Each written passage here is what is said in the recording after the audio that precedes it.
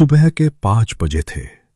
गांव रामपुर में अभी सूरज पूरी तरह नहीं निकला था। चारों तरफ हल्की धुंध फैली हुई थी। मिट्टी के छोटे से घर में रघु अपनी मां के साथ आलू उबाल रहा था। मां ने चूल्हे में लकड़ी डालते हुए कहा, बेटा, रात भर तू सोया भी नहीं, थोड़ा आराम कर ले। रघु मुस्कुराया। माँ, अगर मैं आराम करूंगा तो हमारी गरीबी कब आराम करेगी? रघु की बात सुनकर मां की आंखें भर आईं। भगवान तुझे हर खुशी दे बेटा। रघु गांव का सबसे गरीब लड़का था। उसके पिता 5 साल पहले बीमारी से गुजर चुके थे। घर में सिर्फ बूढ़ी मां और 10 साल की छोटी बहन गुड़िया थी। रघु रोज सुबह 4 बजे उठकर समोसे बनाता और पूरे गांव में बेचता। थोड़ी देर बाद रघु ने समोसे से भरा टोकरी सिर पर रखा। गर्मा गर्म समोसे, गर्मा गर्म समोसे। उसकी आवाज पूरे गांव में गूंजने लगी। सबसे पहले वो चौपाल पहुंचा। वहां 4-5 अमीर किसान बैठे थे। एक किसान हंसते हुए बोला, अरे रघु, आज कितने के बेच रहा है? कहीं सोना तो नहीं भर दिया अंदर? सभी जोर जोर से हंसने लगे। रघु ने मुस्कुराकर कहा, नहीं मालिक, बस मेहनत भरी है। दूसरा किसान बोला, तेरी मेहनत से हमारा पेट नहीं भरता, जा आगे। रघु चुपचाप आगे बढ़ गया। कुछ दूर स्कूल के बाहर बच्चों की भीड़ लगी थी। एक बच्चा बोला, भैया, एक समोसा देना। 5 रुपए। बच्चे ने जेब टटोली। मेरे पास सिर्फ 3 रुपए हैं। रघु मुस्कुराया। ले जा, बाकी 2 रुपए जब हो तब दे देना। बच्चा खुशी से उछल पड़ा। ये देखकर पास खड़े दुकानदार लाला कैलाश को गुस्सा आ गया। रघु, मुफ्त में बांटेगा तो धंधा कैसे चलेगा? रघु ने शांत स्वर में कहा, लाला जी, भूख पैसे नहीं देखती। दोपहर तक सारे समोसे बिक गए। रघु ने जेब से पैसे निकाले। पूरे दिन की कमाई सिर्फ 180 रुपए। उसने गहरी सांस ली। इनमें से 70 रुपए आलू के, 40 रुपए मैदा के, तेल के पैसे अलग, आखिर बचेगा क्या? रघु शाम को घर पहुंचा। गुड़िया दौड़ कर आई। भैया, आज मास्टर जी बोले हैं कि अगर फीस नहीं दी तो मेरा नाम कट जाएगा। रघु के कदम वहीं रुक गए। मां ने धीरे से कहा, बेटा, रहने दे पढ़ाई।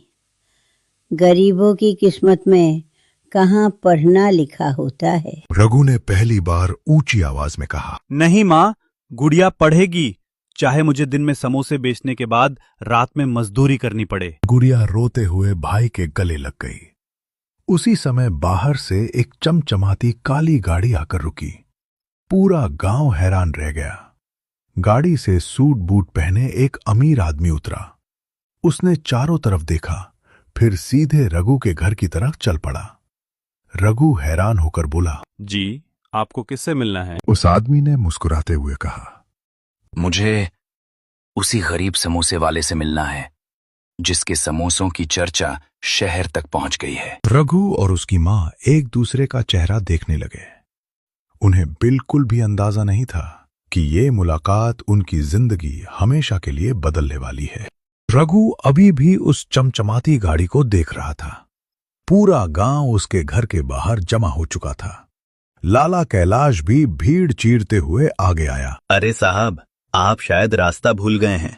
इस गरीब के घर में आपको क्या काम? सूट पहने आदमी मुस्कुराया। रास्ता नहीं भूला हूं, मैं यहीं आने के लिए आया हूं। उसने रघु की तरफ हाथ बढ़ाया। मेरा नाम विक्रम मल्होत्रा है।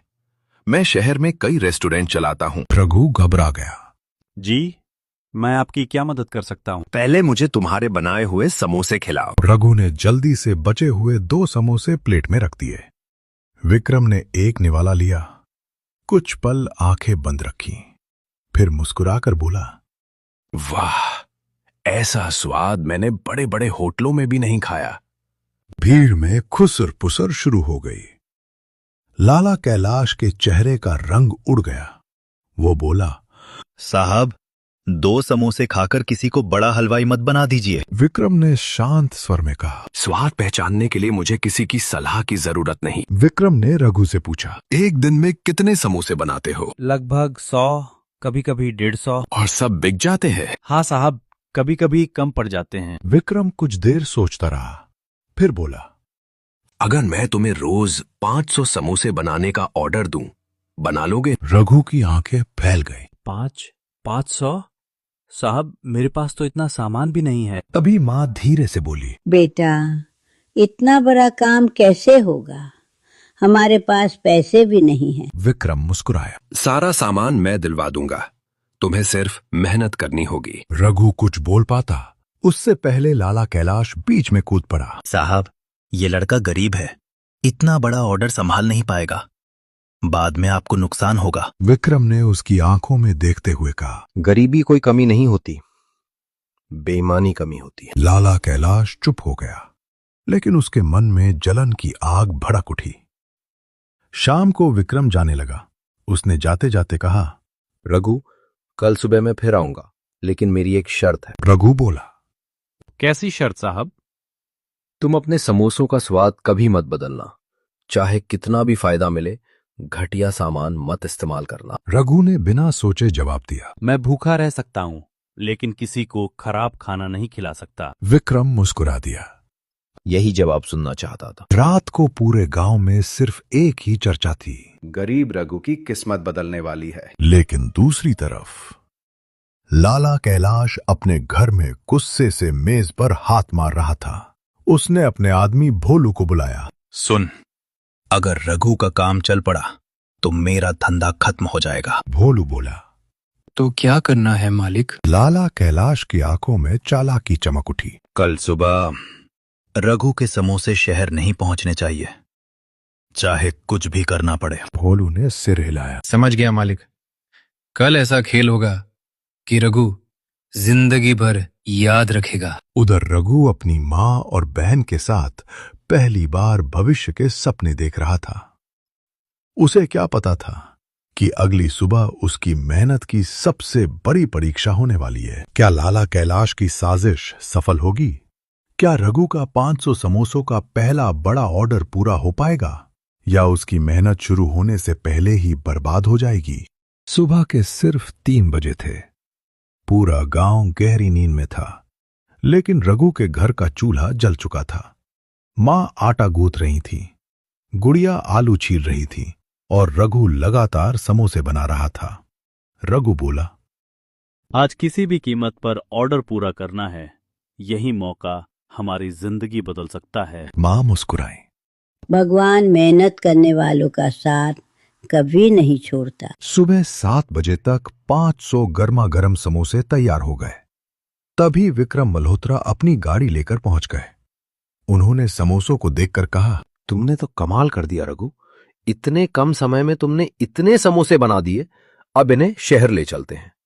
इतने में लाला कैलाश का आदमी भोलू चुपके से आया और समोसों की टोकरी पलटने की कोशिश करने लगा, लेकिन तभी गुड़िया ने उसे देख लिया। भैया, वो आदमी समोसे गिरा रहा है। रघु दौड़कर पहुंचा और उसका हाथ पकड़ लिया।